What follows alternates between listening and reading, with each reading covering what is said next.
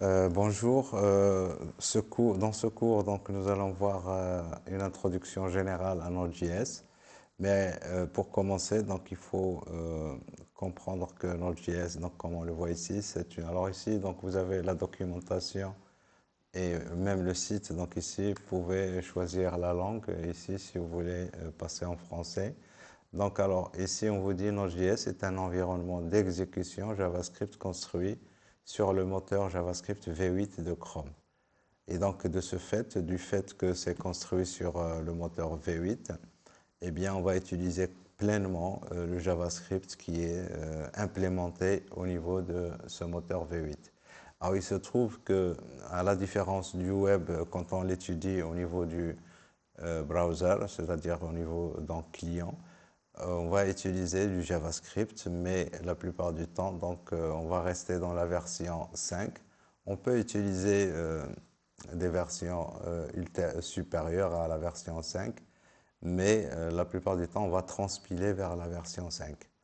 Et donc, au niveau de l'apprentissage, il suffit d'apprendre en général la version 5. Maintenant, quand on va travailler dans Node.js, eh bien, on aura besoin de certaines fonctionnalités qui sont apparues dans la version ECMAScript 6 et ultérieure. Et donc, nous allons euh,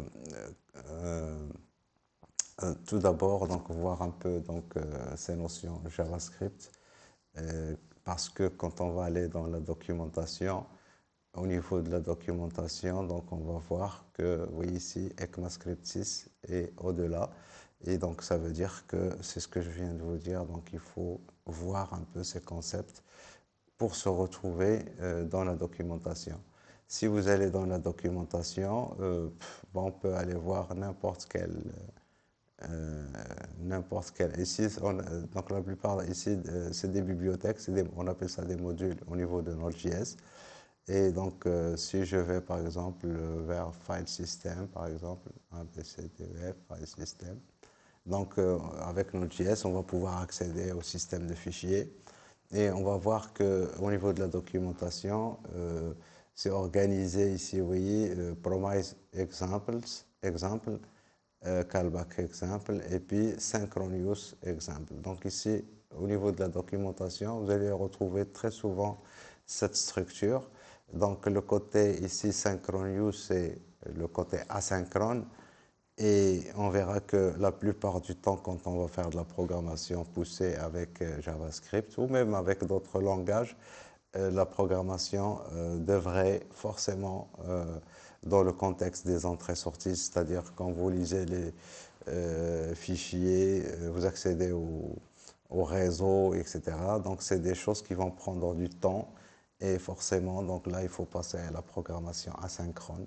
C'est-à-dire, on ne va pas attendre la réponse quand on fait une requête, on ne va pas attendre la réponse pour continuer à travailler. Donc, on envoie la requête et on continue à travailler. Et quand la réponse arrive, eh bien, c'est à ce moment-là, il va y avoir un événement qui va se produire et ça va pousser un certain code, une action qui va être la plupart du temps définie sous forme d'une fonction pour exécution.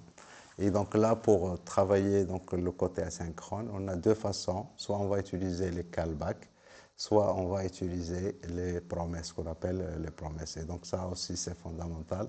C'est quelque chose au niveau de JavaScript sur lequel on va revenir.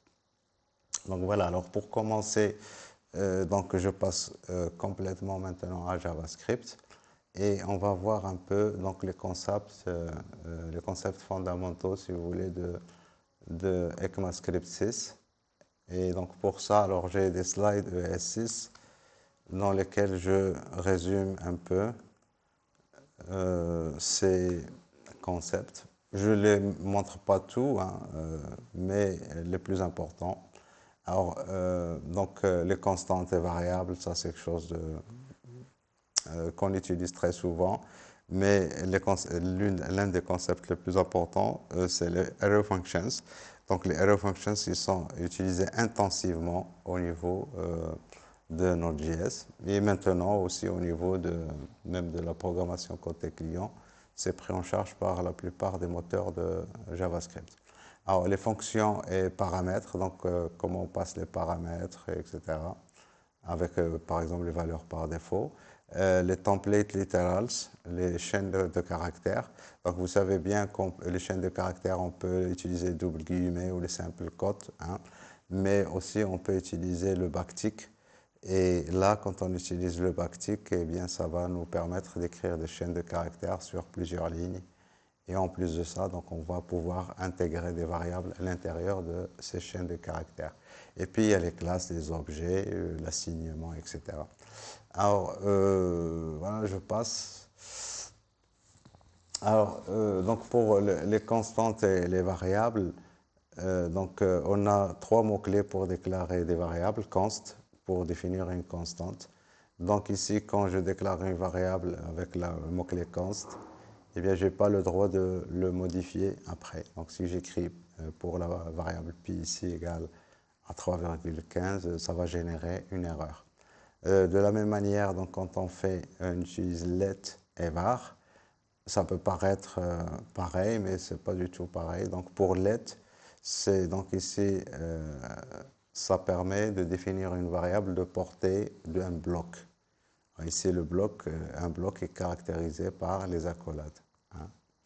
Et donc les blocs, vous les trouvez dans if, dans for, while, etc., dans la plupart des structures. Comme vous pouvez dans votre code tout simplement à un endroit donné, si vous voulez, eh bien, vous pouvez déclarer un bloc tout simplement directement et écrire du code à l'intérieur de ce bloc. Votre bloc va s'exécuter et si vous déclarez à l'intérieur de ce bloc des variables avec let, eh bien, ces variables ne seront pas reconnues à l'extérieur. Alors ici, dans cet exemple ici, on voit bien, j'ai let, c'est la variable de boucle, i, c'est la variable de boucle, et j, c'est une variable que je déclare à l'intérieur du bloc ici. Alors, quand je sors de la boucle ici, c'est-à-dire du bloc, eh bien, j il sera toujours reconnu, mais i, il n'est pas reconnu parce qu'il était déclaré avec let. Donc, voilà tout simplement la différence. Et donc, à vous de voir. Alors, juste ici, quelque chose de très important. Par exemple, vous pouvez avoir des objets. Par exemple, ici, si je prends, allez, donc on va créer encore, on va rester dans du HTML côté client. Et si j'écris ici du script, et j'écris, alors on était,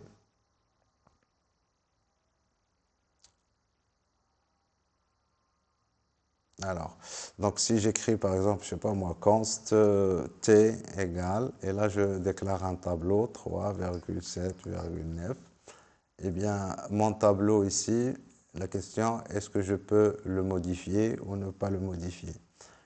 Eh bien, ce que je n'ai pas le droit de faire, c'est de faire t égale à quelque chose. Mais par contre, je peux le modifier en appelant les méthodes, par exemple push, et là je vais ajouter la valeur 11.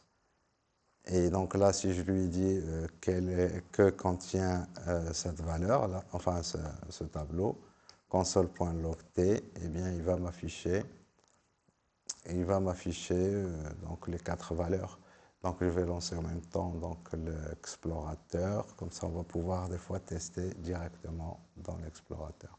Donc ici, je lance la console et on va voir qu'il va nous afficher notre tableau avec la valeur 11 qui a été ajoutée à la fin. Donc le fait de le déclarer const, ça va vous prémunir de quelque part dans votre code d'écrire t égale et donc lui affecter une nouvelle valeur. Mais tant que vous ne faites pas ça, vous appelez des méthodes qui vont pouvoir modifier votre tableau, eh bien là, il n'y a pas de problème. Alors, donc voilà, ça c'est pour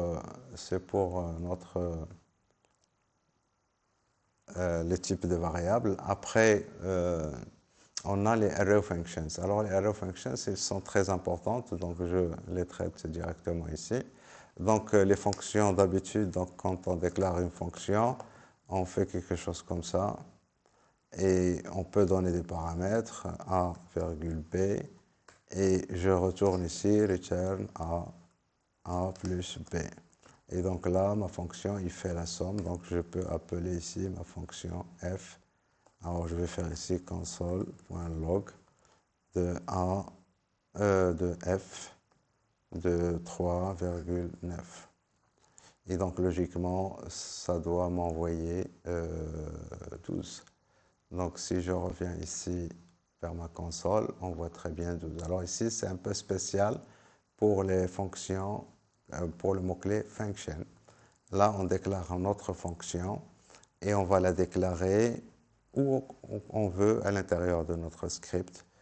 Et même si je l'appelle avant la déclaration, il n'y a aucun problème. Et donc, il y a un phénomène qui se fait au niveau de JavaScript. Toutes les fonctions, on appelle ça le hoisting, toutes les fonctions sont chargées en mémoire d'abord et c'est après qu'on va exécuter le code. Par contre, si je veux déclarer la même fonction f, alors je vais changer son nom, je vais l'appeler add puisqu'il fait l'addition. Donc add. Et ici, je vais mettre ici alors const add égale. Et là, alors je peux continuer toujours. Alors si je fais ici function, c'est encore valable, il n'y a pas de problème. Si je fais comme ça, c'est valable. Mais ma fonction ici, elle est anonyme. Elle est anonyme. Et le fait qu'elle soit anonyme, eh bien, il n'est pas connu au moment où je l'appelle ici. Donc là, vous voyez cannot access add before initialization. Bien, il sait que la fonction, alors ici, je peux, si je veux ajouter encore le nom ici, cannot access add before initialization. Puisque ici, je fais add égale à ça, quel que soit le nom que je donne ici, XX, ça n'a aucune importance. Donc là, quand vous utilisez cette syntaxe ici, pour créer une variable de type function, eh bien, pour les arrow functions, c'est la même chose. Donc ici, ce qu'on va ajouter ici, au lieu d'écrire function, on va ajouter ici une flèche. C'est pour ça qu'on les appelle arrow functions. Donc ici, alors ici, égal. Donc voilà, ma fonction, elle s'appelle add. Elle a comme paramètre A et B. Et le corps de la fonction, c'est ça. Donc si je reviens ici, je vais avoir toujours le même problème. Maintenant, je dois mettre ça, je dois le mettre après la déclaration de la fonction. Ici, maintenant, add est connu parce qu'il est déclaré avant, et là, on va voir tous. Alors maintenant, qu'est-ce que ça va nous apporter, ces fonctions? Eh bien, enfin, les arrow functions, ça va réduire un peu la manière avec laquelle on va écrire le code. Eh bien, on n'a plus besoin de mettre les accolades. Si on a une instruction, comme dans notre cas ici, c'est la plupart du temps le cas, eh bien, ma fonction add, eh bien, il a deux paramètres A et B, et il retourne A plus B. Donc ici, vous voyez que je ne mets pas les accolades, et je ne mets pas le mot-clé return. Et donc, par défaut, donc, ça retourne. Si vous avez une seule instruction, ça retourne automatiquement le résultat de l'exécution de cette instruction. Alors ici, donc, si je reviens ici, je vais avoir toujours 12, et donc là, c'est bon, c'est parfait. Alors ici, pourquoi les arrow functions sont importantes? Alors, quand on avait vu les tableaux, donc ici, si vous prenez, je sais pas moi, un tableau, je crée une constante, const tab égale, et je vais mettre ici des valeurs 2,8,9. Et donc, alors pour les tableaux, donc ici, ça c'est une déclaration. J'affecte ici à la variable tab ici une expression littérale qui représente un tableau.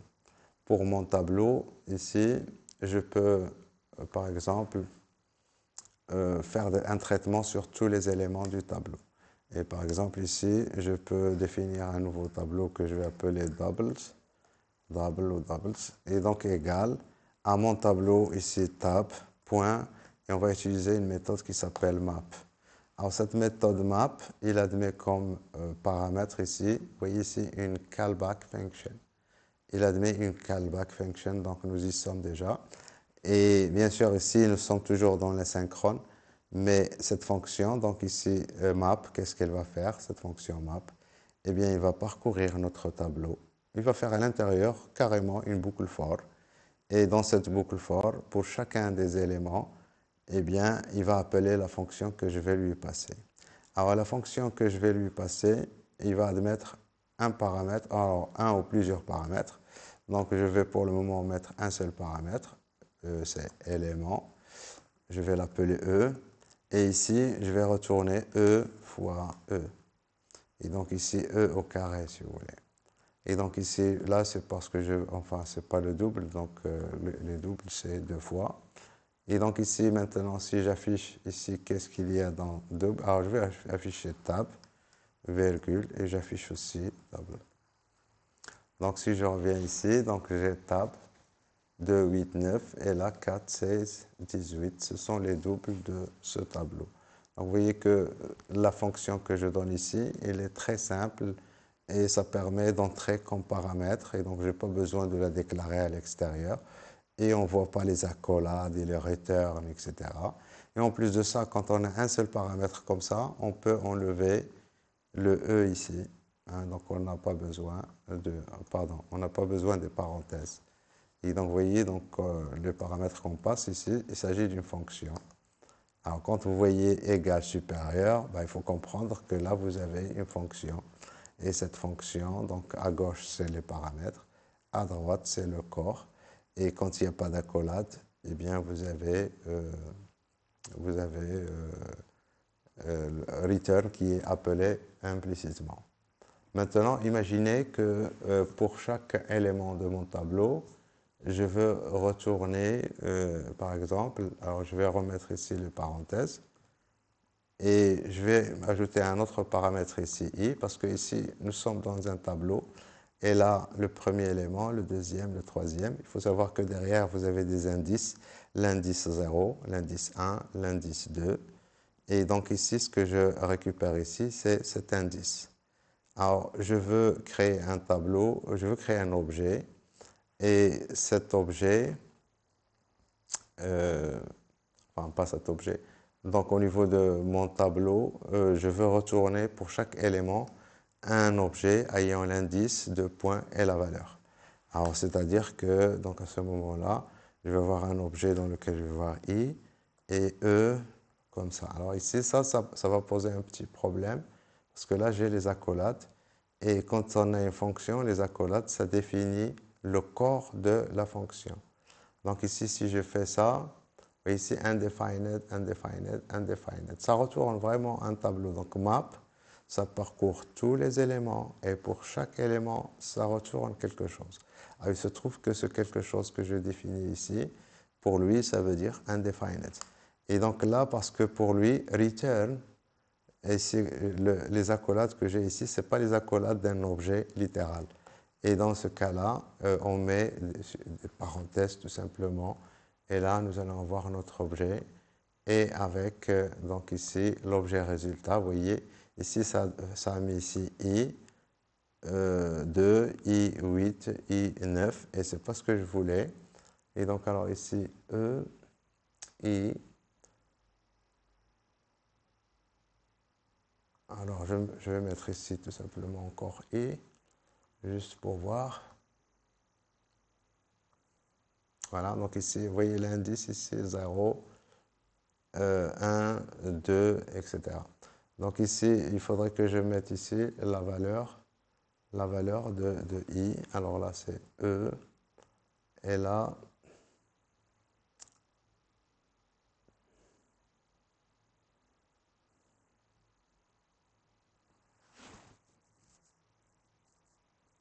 je ne sais pas comment faire ça, mais bon. Donc je laisse tomber ici, parce que c'est un cas rare, donc ça vient...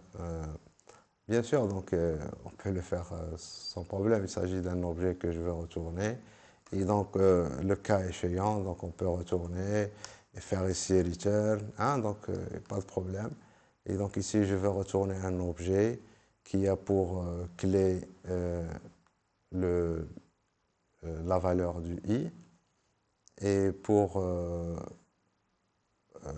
valeur, la valeur que nous avons ici. Donc alors ici, je retourne quoi? Eh bien, je peux déclarer un objet. Mon objet ici, const o, hein, égale. Et donc là, on peut faire les choses vraiment. Et donc ici, o de i de i égale à E. Voilà, et donc ici, ça, il faut que je le fasse avant. Voilà, et là, je retourne mon objet O. Bien sûr, donc je suis sûr qu'il doit y avoir un moyen beaucoup plus simple pour faire ça.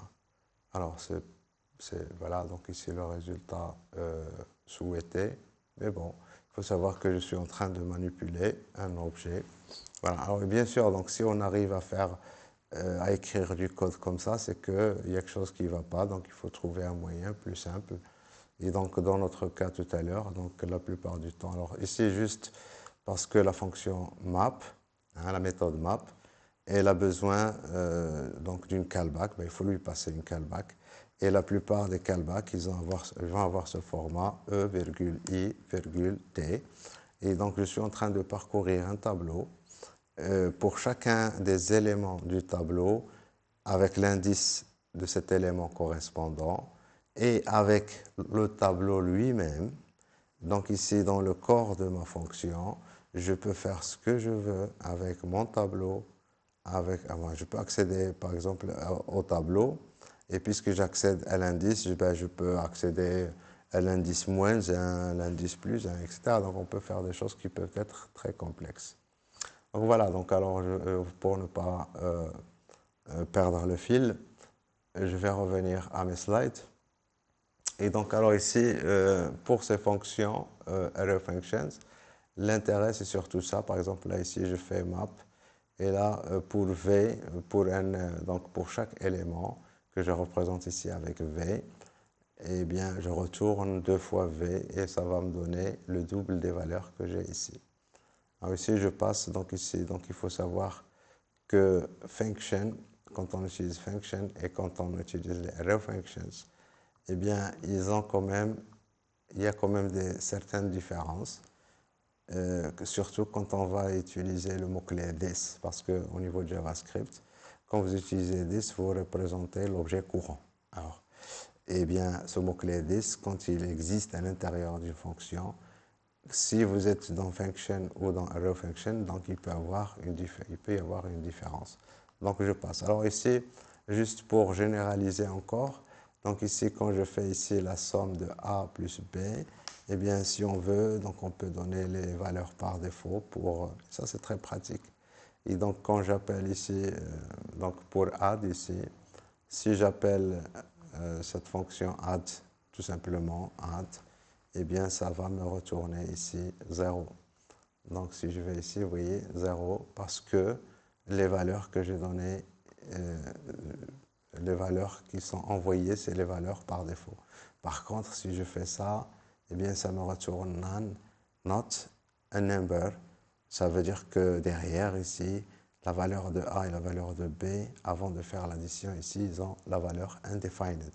Et undefined plus undefined, eh bien, ce n'est pas un nombre. L'opérateur plus, ça permet de faire l'addition et ça permet aussi de faire la concaténation. Mais dans le cas de undefined plus undefined, donc ça vous renvoie none, not a number. Voilà.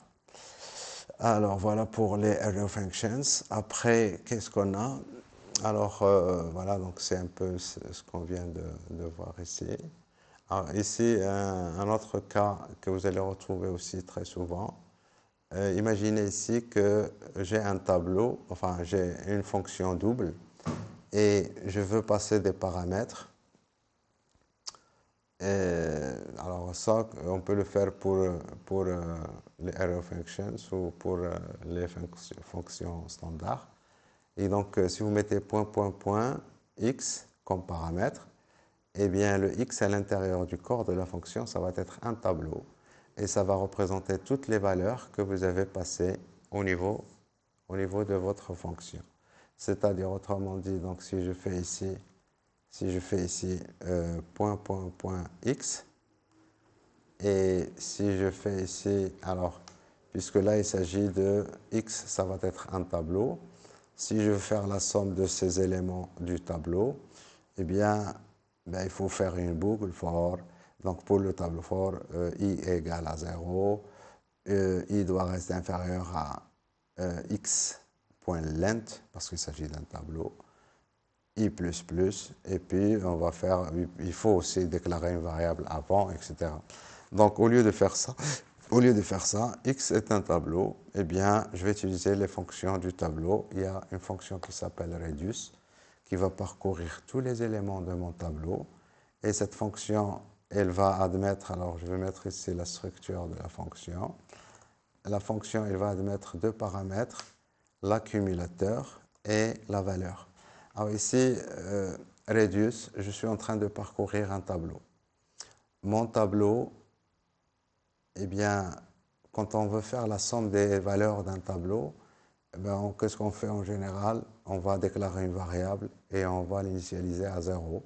Et on va parcourir le tableau et chaque fois, on va ajouter la valeur à cette variable. Et ainsi de suite jusqu'à la fin du tableau. Alors cette variable qu'on déclare, c'est ACC ici. Et cette valeur, cette variable, eh bien, quelle est la valeur initiale qu'on va lui donner? C'est la valeur ici, je vais mettre 0. Et chaque tour de boucle euh, autour de ma variable x, eh bien, qu'est-ce que je vais faire? Eh bien, ici, je vais retourner tout simplement ACC plus V. Voilà, donc ici, vous voyez que les arrow functions, ils sont vraiment très, très pratiques. Alors ici, si je fais ça, ici, puisque mon tableau est vide, eh bien, et puis j'initialise la première valeur, ben, logiquement, ça devrait me donner 0. Mais si j'envoie ici 3,9,90, etc., eh bien, vous voyez là, j'ai 102. Et donc là, j'ai parcouru à l'aide de cette fonction ici, à l'aide de cette fonction, et donc et la méthode reduce, j'ai parcouru le tableau, et à chaque fois, j'exécute cette fonction. Initialement, ACC, il est égal à 0. Le deuxième tour, la valeur de ACC, ça va être 3. Le troisième tour, ça va être 3 plus 9 pour ACC. Et le quatrième tour, ça va être 90 au niveau, le troisième tour, 90 au niveau de V. Et au niveau de ACC, c'est 3 et 9. Ça fait 12. Et après, donc on va sortir puisqu'il n'y aura plus d'éléments, puisqu'on n'a que 3 éléments. Donc voilà. Alors après ça, on a les string templates littérales. Les templates littérales. Alors ici, donc, à la différence donc, de la déclaration avec les double quotes ou les simple quotes pour les chaînes de caractères, eh bien, on peut éclater nos chaînes de caractères sur plusieurs lignes. Et tout simplement, on va utiliser le backtick. Alors, le backtick, c'est Alt-GR7 au niveau du clavier AZERTY. Alt-GR7. Et là aussi, donc, dans une chaîne dans laquelle on va utiliser le backtick, eh bien, on peut insérer une variable, comme c'est le cas ici, name égale Toto. Eh bien, je vais l'interpoler ici avec $. Et puis les accolades, et je mets le nom de la variable. Et ici, donc, ça va m'écrire à la place ici la valeur de la variable. C'est aussi simple que ça, hein, mais c'est très utilisé, donc il faut le connaître. Alors les objets, les classes au niveau de JavaScript. Donc ici, je déclare une classe personne. Et donc pour instancier cette classe, var p égale new person.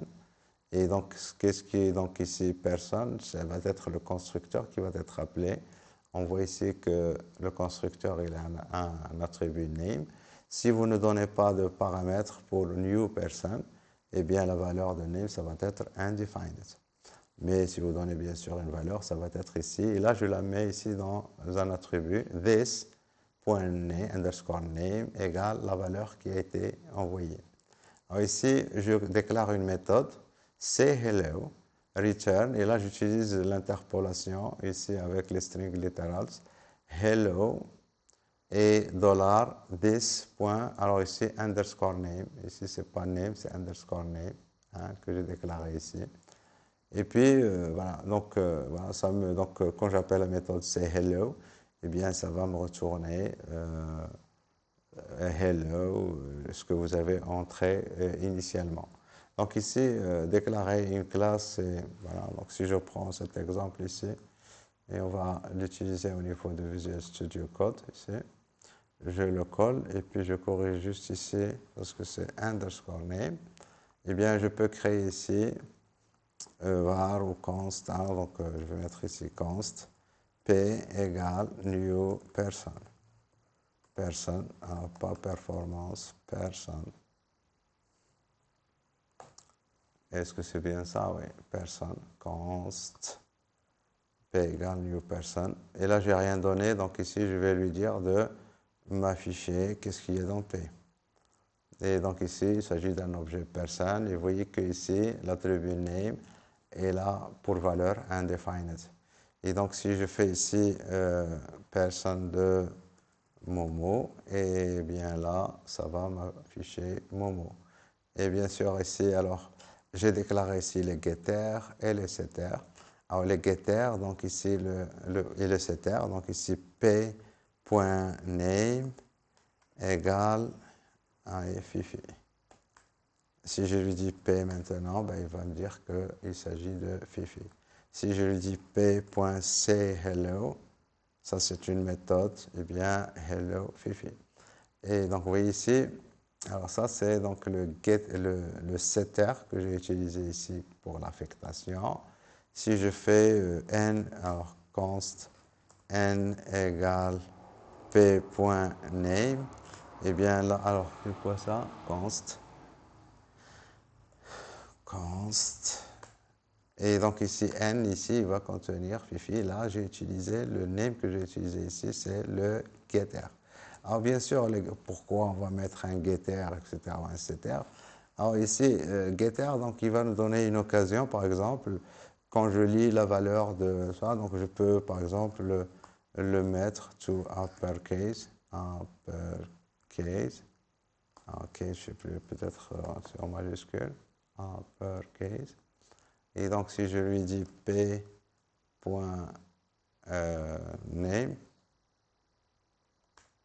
vous voyez que là, le nom est envoyé sous format majuscule.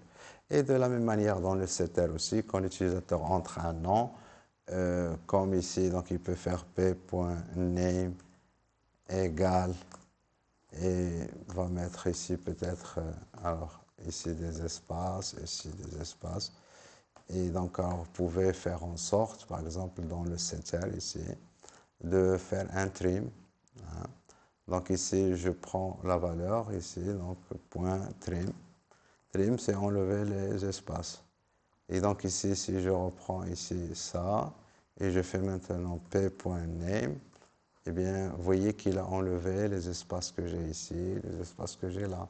Donc ça vous donne plus de possibilités par rapport à l'utilisation d'un attribut directement. Je peux utiliser p._name égale blabla. Et donc là, ça va échapper, vous voyez, là, ça va échapper à cette règle p.name. Voilà. Et donc c'est pour ça qu'on note ici les attributs par underscore. Maintenant, avec ECMAScript, je ne sais plus, 7 ou 1, donc on peut utiliser aussi les attributs privés. Et donc à ce moment-là, on va les appeler, on va les préfixer au lieu d'un underscore, on va les préfixer à l'aide d'un dièse. Alors, je continue encore ici. Donc, alors, l'héritage, donc il faut voir aussi qu'on a la notion d'héritage. Et dans la notion d'héritage, donc il y a une classe parente. Et donc, je peux invoquer au niveau du constructeur, donc le constructeur parent ici.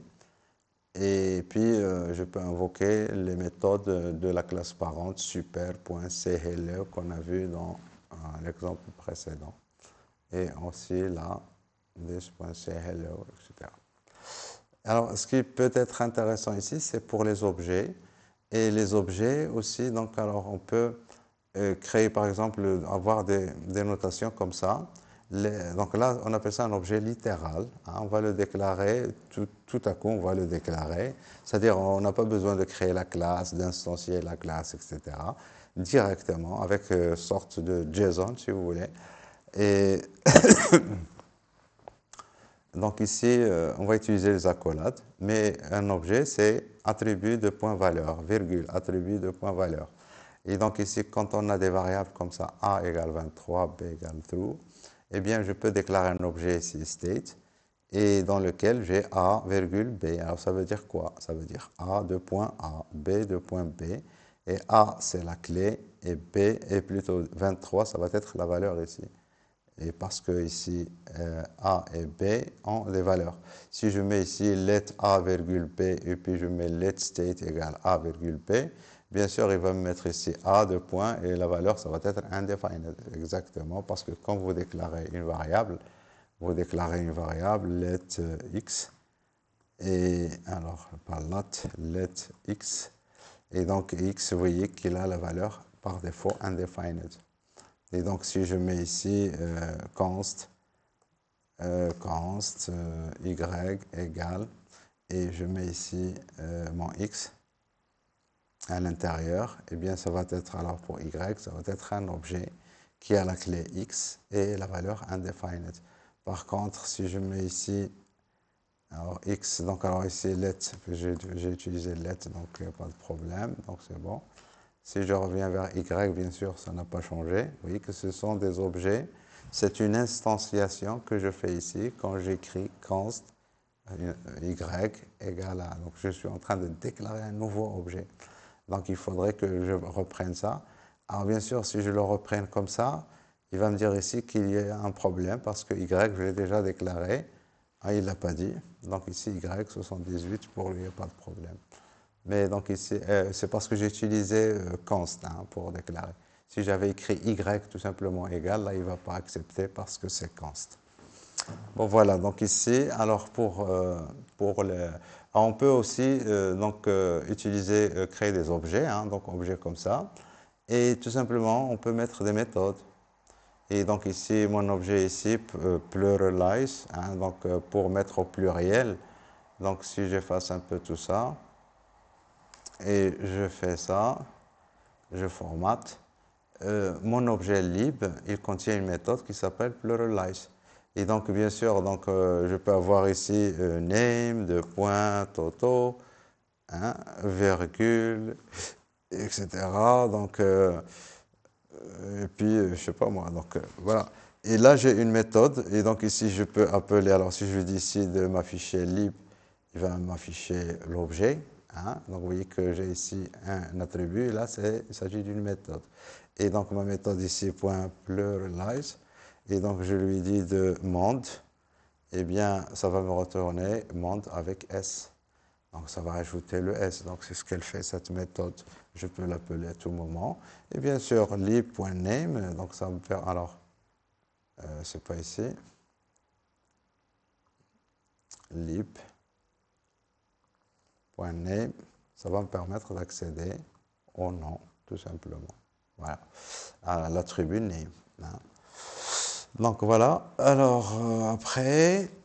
Donc avec donc JavaScript, donc il y a des trucs qui nous permettent de faciliter un peu les choses. Donc au niveau de l'affectation, on appelle ça le destructuring. Alors le destructuring, vous allez le retrouver aussi très souvent ça.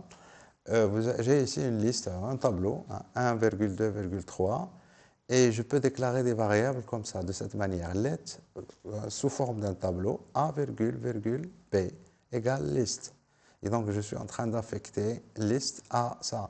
Et donc là, je suis en train de déclarer en réalité la variable a et la variable b, avec la variable a qui va avoir la valeur 1, la variable b qui va avoir la valeur 3. C'est pour ça qu'on a ici virgule, virgule. Si je mets 3 virgules ici, b, ça va être undefined, parce que l'élément n'existe pas. On peut faire aussi la permutation. Si j'ai la variable a et b qui existent, et donc, je peux les mettre ici dans un tableau. J'ai la variable A et la variable B. Je peux les mettre à l'intérieur d'une structure tableau. Et la même structure, ici, à l'entrée, j'inverse les variables. B, virgule A. Et donc, ici, B, il va recevoir la valeur de A et A va recevoir la valeur de B. Aussi, cette technique s'applique aussi aux objets. On appelle ça le destructuring. Et donc, le destructuring, donc ici, j'ai un objet qui a la clé A, la clé B, la clé C, eh bien, je peux déclarer les variables A et C. en les mettant entre crochets et capturer les valeurs de ces clés A pour A et C pour C. Et donc ici, A, ça va être A2.23, pardon, la variable A, ça va être, il va contenir la variable 23 et la variable C, il va contenir la valeur 44. Donc voilà pour ça. Ah, pour l'importation, l'exportation, etc., la notion de module, on va la voir directement dans Node.js. Alors ça, c'est la première partie JavaScript. La deuxième partie, ça va concerner donc la programmation asynchrone et comment le moteur de JavaScript fonctionne, donc ce qu'on appelle l'event loop. Et l'event loop, c'est quelque chose de fondamental. Donc ici, si vous allez vers Guide, ici, donc vous voyez Introduction to Node.js, Overview of Blocking vs Non-Blocking. Alors très important, bloqué et non-bloqué. Et donc je vais vous montrer un peu ces aspects de blocking, non-blocking. Et tout ça se base sur le moteur de JavaScript qui utilise donc un pattern qui s'appelle Event Loop. Et on vous dit ici, don't block the event loop. Donc, il ne faut jamais bloquer le event loop. Et bien sûr, pour ne pas bloquer le event loop, eh bien, il faut savoir la bloquer d'abord. Et donc, comme ça, vous allez éviter dans la vie réelle de la bloquer. Et puis, on verra que derrière, donc pour ne pas bloquer, on va utiliser très souvent des timers. Et donc, vous voyez que les timers, ils sont très importants. Donc, si vous allez vers la documentation ici, c'est des choses que vous connaissez déjà, set timeout, set interval, etc. C'est des choses que nous avons dans le browser, window.setTimeout ou setTimeout tout simplement. Mais si vous allez dans la documentation ici, eh bien, vous allez trouver ça dans globals.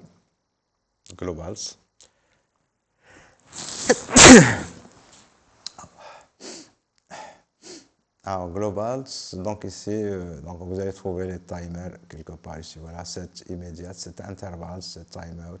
Et donc, ça, c'est très courant. Et puis, alors, set immédiate, c'est rien que set timeout avec ici le délai à 0. Hein, c'est-à-dire maintenant. Voilà. Donc, j'arrête maintenant et je reprends tout de suite après pour vous montrer à la fois donc, ce que je viens de dire, l'event loop, et puis après, donc, la programmation asynchrone avec les promesses et les callbacks. Voilà.